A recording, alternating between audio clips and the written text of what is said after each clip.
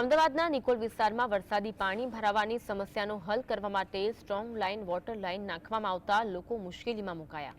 સ્થાનિક લોકોએ કહ્યું કે લાઇન નાખવાની કામગીરી યોગ્ય રીતે નહીં કરતા જેસીબીને ખોદકામને કારણે કેટલીક જગ્યાએ પાણીની લાઇનો તૂટી ગઈ છે। પાણી યોગ્ય પ્રેશરથી આવતું નથી અને પાણીની લાઇનો રિપેરિંગનો ચાર્જ રહીશો પાસેથી લેવામાં આવે છે, જેને લઈને લોકોમાં રોષ છે। આ સાથે દુકાનોના ભોંયરામાં ખોદેલી માટી નાખી દેવાતા કેટલાક દુકાનદારો ધંધો કરી શકતા નથી। સિંગલ સાઇડ રોડને કારણે ટ્રાફિકની સમસ્યાનો પણ સામનો કરવો પડી રહ્યો છે। સ્ટ્રોંગ વોટર લાઇન નાખવાને કારણે વરસાદી પાણીની સમસ્યાનો નિકાલ થશે કે કેમ એ તો ચોમાસામાં ખબર પડશે, પરંતુ હાલ તો આ લાઇન નાખવામાં બેદરકારી દાખવવાના કારણે લોકો હાલાકીનો સામનો કરી રહ્યા છે। અહીંયા છેલ્લા 5-6 દિવસથી કામ ચાલુ છે। કોમ્પ્લેક્સના ભોંયરાની જે અંદરની જવાની દિવાલો એ બધી તોડી કાઢી છે અને કોઈ અત્યારે કામ ધંધા છે નહીં કોમ્પ્લેક્સમાં કોઈની પાસે।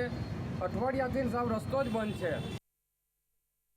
અરે બહુ ખરાબ પરિસ્થિતિ છે, બધી પાળીઓ તોડી નાખી છે, કોઈ હાલવા ચાલવાનો કોઈ રસ્તો રહેવા દીધો નથી। પાણી અંદર પાણી આવતું હતું એ પાઇપો તોડી નાખી છે। અત્યારે ધંધામાં બહુ મોટી અસર છે। અઠવાડિયાથી કોઈ ધંધો નથી।